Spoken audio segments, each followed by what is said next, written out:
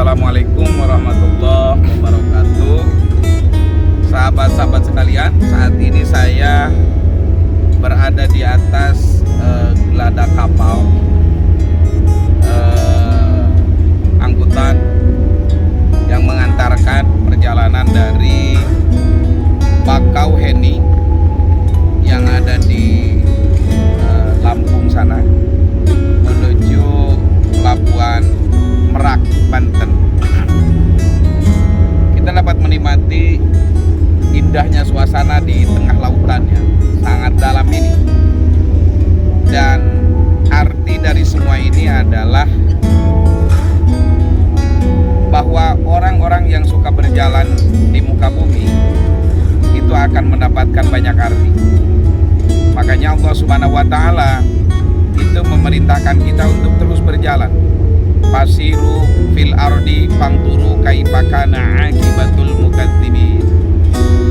Berangkatlah di muka bumi dan perhatikan bagaimana akibat orang-orang yang membohongkan terhadap agama.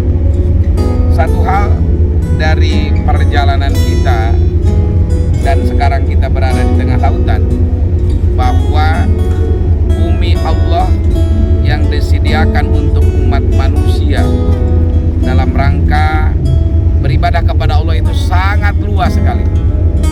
Wa ardullahi wasi'ah. Dan bumi ini begitu luas. Bahkan Indonesia 30%-nya adalah daratan dan sisanya adalah lautan. Untuk itu, bagi kita yang terpuruk di kampung halamannya, bagi kita yang sulit mengembangkan ekonomi di kampung halamannya, mengembangkan dakwah di kampung halamannya, maka menyebarlah di seluruh permukaan bumi. Karena ternyata bumi ini sangat luas, terhampar luas tanah daratan dari Sabang sampai Merauke. Lautan kita juga sangat luas.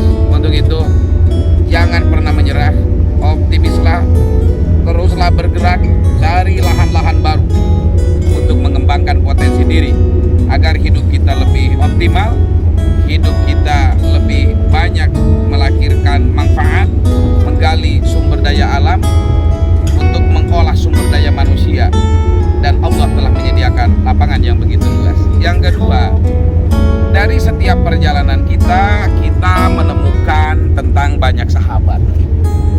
Tadi kita bertemu dengan ragam orang. Kita bertemu dengan tokoh pesantren, bertemu dengan tokoh pendidikan, bertemu juga dengan para petani sawit dan karet, bertemu juga dengan para pedagang. Artinya orang-orang yang suka melakukan perjalanan itu adalah orang-orang yang menemukan dengan ragam manusia yang sangat heterogen dari sisi latar belakangnya. Disitulah kita akan mampu memahami tentang arti perbedaan pendapat di antara manusia. Kalaupun kita berbeda pendapat dan tentu beda pendapatan, tapi pada akhirnya kita akan mampu memunculkan apa yang disebut dengan tafahum, saling memahami. Jadi orang yang sering berjalan adalah orang yang akan menemukan tentang ragam makhluk Allah, ragam manusia dengan latar belakang, dengan latar pola pikir dan sebagainya, dan kita pada akhirnya akan mampu menemukan sifat saling memahami. Yang ketiga, ketika kita sering berjalan, maka kita akan menemukan tentang ide-ide baru, dan ide-ide baru itu selalu didapatkan ketika kita melakukan perjalanan. Ide baru itu akan memunculkan tentang mimpi baru. Dan setiap para pahlawan itu adalah mereka yang punya daya cipta luas. Kalaupun mereka terhimpit dengan situasi, terhimpit dengan kondisi, tetapi ide baru, daya baru melahirkan kreativitas baru. Itulah pentingnya kita melakukan sebuah perjalanan, bahwa orang-orang yang melakukan perjalanan akan mendapatkan ide baru, daya baru, energi baru, dan kreativitas baru. Dan yang pada akhirnya ketika kita kembali ke tempat di mana kita melakukan aktivitas dan pola perjuangan, kita akan mendapatkan energi yang terbarukan. Tetapi kita harus melakukan satu perenungan yang terdalam bahwa hidup ini adalah hanya seperti kapal yang mengantarkan kita dari satu pulau ke pulau yang lain. Bahwa hidup di dunia ini hanyalah sementara. Untuk itu kita harus banyak melakukan penggalian perbekalan kita untuk hidup abadi di akhirat.